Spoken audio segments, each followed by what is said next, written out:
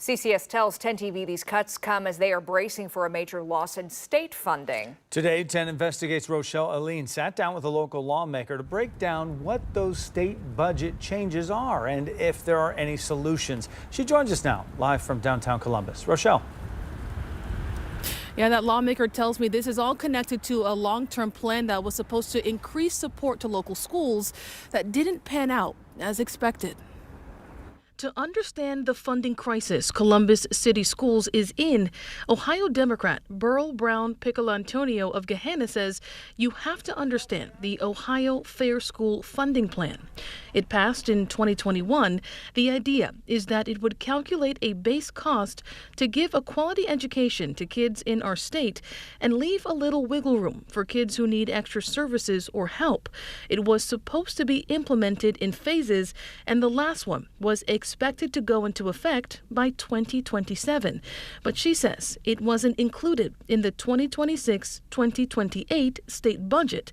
And according to CCS, that's left a gap of $2 billion for Ohio schools. The formula is still in place. It just is a matter of will and choices that will get made in the next budget cycle at the state, which that'll be in 2 years. But 2 years is a long time to absorb that kind of cost. So here are some of the short-term fixes she's proposing in the meantime. Is there something that you feel like outside of the budget could happen from a state legislative perspective to help ease some of the pain we're seeing from these school districts? The restrictions related to busing, the penalties that get imposed, things that we can do to help improve the workforce and make it a desirable job for people to have. Those things can happen at the state level. And in the long term, she says people need to push for a different outcome next budget season. So many people, I mean, they are honestly they're not able to contribute what they are currently paying in property taxes, much less more. What I worry about is people starting to turn on each other instead of putting the pressure where it needs to be, which is here at the State House.